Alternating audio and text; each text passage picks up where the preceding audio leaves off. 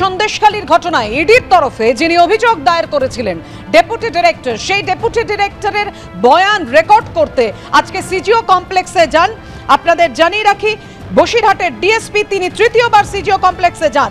প্রথম ও দ্বিতীয়বার ফিরলেও আজ তৃতীয়বার সিজিও কমপ্লেক্সে বসিরহাটের ডিএসপি পৌঁছন। ইডির তরফে মামলায় লঘুধারা প্রয়োগের অভিযোগ, গোটা প্রক্রিয়ায় ভিডিওগ্রাফি করা হবে। সন্দেশখালী কাণ্ডে ইডির তরফে অভিযোগকারী ডেপুটি ডিরেক্টরের বয়ান রেকর্ড করতে তৃতীয়বার সিজিও কমপ্লেক্সে বসিরহাটের ডিএসপি। কথা বলবো, আমাদের সঙ্গে রয়েছেন আমাদের প্রতিনিধি ময়ূক ঠাকুর চক্রবর্তী। ময়ূক, বয়ান রেকর্ড হলো?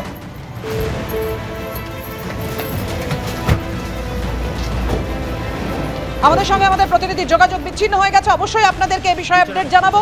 আপনাদের জানিয়ে রাখি, কিছুক্ষণ আগেই সিজিও কমপ্লেক্সে পৌঁছন বসিরহাটের ডিএসপি সন্দেশখালী কাণ্ডে ইডির তরফে অভিযোগকারী ডেপুটি ডিরেক্টরের বয়ান রেকর্ড করতে।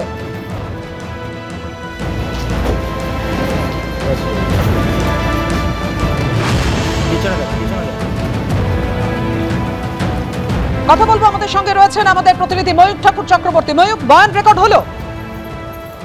দেখো, সেই প্রক্রিয়ায় চলছে। গত দুবার বসিরহাট পুলিশ ডিস্ট্রিক্টের ডেপুটি ডাইরেক্টর, বসিরহাট পুলিশ ডিস্ট্রিক্টের ডিএসপি সানন্দা গোস্বামী তিনি দুবার আসেন, কিন্তু এর আগে প্রথমবার ইডির তরফ থেকে যিনি অভিযোগকারী ছিলেন ডেপুটি ডাইরেক্টর, তার অফিস থেকে বলা হয় যে ইডির যারা ইনজিওর্ড রয়েছেন তাদেরকে নিয়ে ব্যস্ত রয়েছেন ডেপুটি ডাইরেক্টর, কাজে তিনি স্টেটমেন্ট দিতে পারবেন না। পরবর্তী ক্ষেত্রে আবার বসিরহাট পিডির তরফ থেকে ডিএসপি আসেন, কিন্তু সেবারও তিনি প্রথমার্ধে আসেন, ফার্স্ট হাফে। সেবারও ব্যস্ততার কারণে স্টেটমেন্ট রেকর্ড করা যায়নি। আজকে যে ছবি আমরা দেখলাম, ঘন্টাখানেক আগে বসিরহাট পুলিশ জেলার ডিএসপি আবার এলেন, সঙ্গে ভিডিওগ্রাফার নিয়ে আসা হয়েছে এবং আজকে প্রায় ঘন্টাখানেক হয়ে গেছে তিনি ভেতরেই আছেন। এবং যেটা ইডি সূত্রে খবর যে আজকে স্টেটমেন্ট রেকর্ডের জন্য যাবতীয় যা প্রসেস সেটা কিন্তু ইতিমধ্যেই শুরু হয়েছে। ধন্যবাদ তোমায়। গত শুক্রবার ঠিক এক সপ্তাহ আগে এই শেখ শাহজাহানের বাড়ি, যেটা কিনা সন্দেশখালীর আকুঞ্জিপাড়া মোড়ে অবস্থিত, সেই বাড়িতে কিন্তু এসে হাজির হয় ইডির আধিকারিকরা সকাল 6:40 নাগাদ। তারপর যে ঘটনা ঘটে সে ঘটনা ইতিমধ্যে রাজ্যবাসী জানা, কিন্তু শেখ শাহজাহানকে এখান থেকেই কিন্তু বেপাত্তা হয়ে যান তিনি, এবং তারপর থেকে এখনো পর্যন্ত প্রায় এক সপ্তাহ কেটে গেলেও এখনো পর্যন্ত কিন্তু শেখ শাহজাহানের কোনো খবর এখানকার যারা সন্দেশখালী বাসিন্দা রয়েছেন তারা কিন্তু জানেন না।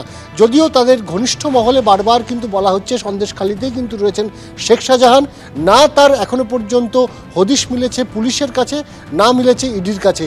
এই মুহূর্তে কিন্তু এই বাড়ি, সেই বাড়ি তালাবন্ধ অবস্থায় রয়েছে। মোট 3টি বাড়ি রয়েছে শেখ শাহজাহান এবং তার পরিবারের। যে হলুদ রঙের বাড়ি, সেই বাড়িতেই কিন্তু মূলত তল্লাশি চালাতে এসেছিলেন ইডি আধিকারিকরা। যে সময় 6:40-এ ইডি আধিকারিকরা আসেন, সেই সময় কিন্তু বাড়িতেই ছিলেন শেখ শাহজাহান, এমনটি কিন্তু ইডির তরফে দাবি করা হয়েছে। কারণ তার যে মোবাইলের টাওয়ার লোকেশন, সেই টাওয়ার লোকেশন কিন্তু এখানেই পাওয়া গিয়েছিল, এমনটাই কিন্তু তারা জানিয়েছেন। যদিও তার পরিবারের সদস্যদের বক্তব্য ছিল যে অনেক সময় মোবাইল বাড়িতে রেখে সকালবেলায় প্রাতঃভ্রমণে বেরোন শেখ শাহজাহান, হয়তো সেদিন এরকম ঘটনা ঘটে থাকতে পারে। কিন্তু যাই ঘটুক না কেন, সেদিন কিন্তু এখানেই তল্লাশি চালাতে আসেন ইডি আধিকারিকরা। তারপর এখানকার শেখ শাহজাহানের যারা অনুগামী তাদের হাতে প্রহৃত হতে হয় ইডি আধিকারিক থেকে শুরু করে সিআরপিএফ, এমনকি বাদ যায়নি সংবাদ মাধ্যমও। তারপর থেকে এখনো পর্যন্ত এক সপ্তাহ গড়িয়ে গেলেও দেখা মিলছে না শেখ শাহজাহানের।